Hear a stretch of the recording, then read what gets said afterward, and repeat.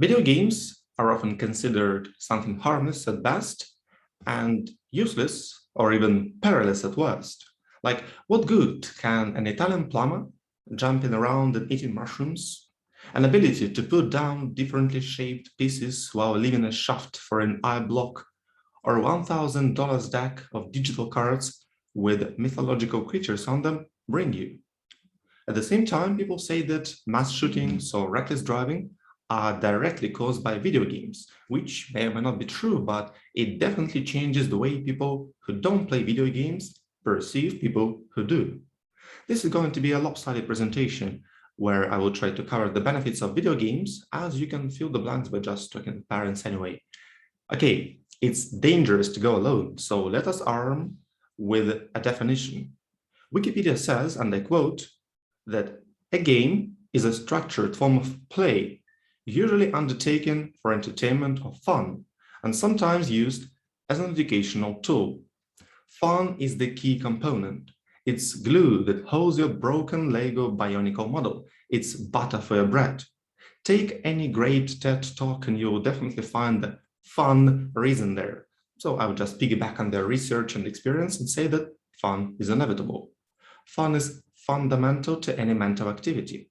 But let's take a look at the bread. Start with basics.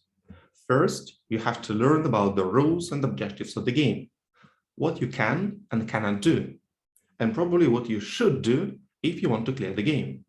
And if we're not speaking about another mobile gacha game with loot boxes, which nurses and spoon feeds you with a single aim of grabbing some of your cash, the other games are not that simple.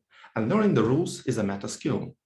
Take fighting games like Street Fighter or Guilty Gear, or bullet hells, also called shoot 'em up or shmup, like Touhou Project, for example.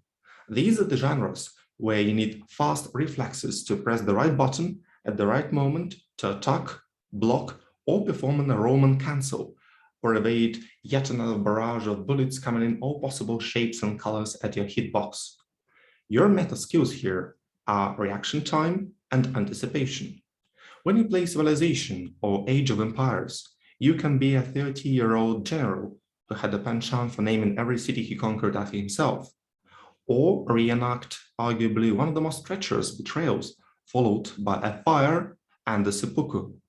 You can also play as Montezuma and read all about the Aztec in your own profile, or abuse an integer underflow to prompt nuclear Gandhi.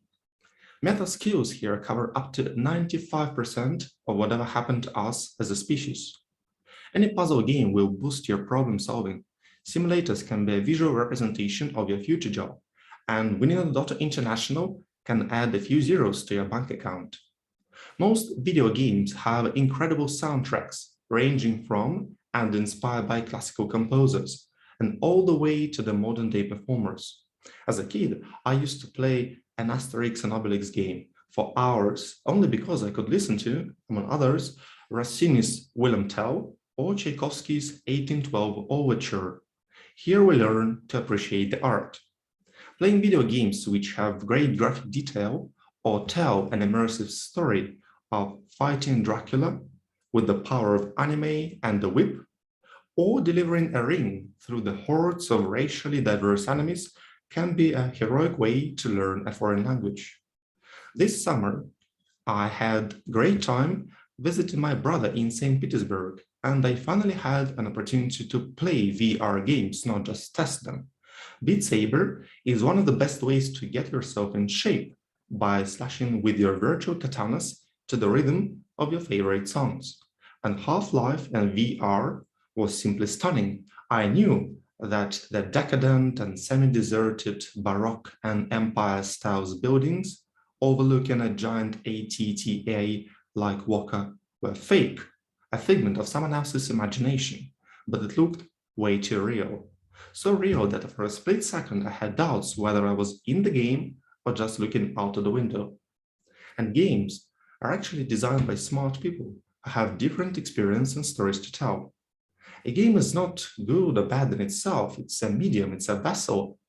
And like any other media, it can be good or bad, depending on the intentions of the creators and the actual use. It's like a mirror. It reflects and boosts what you already have inside of you from your personal background.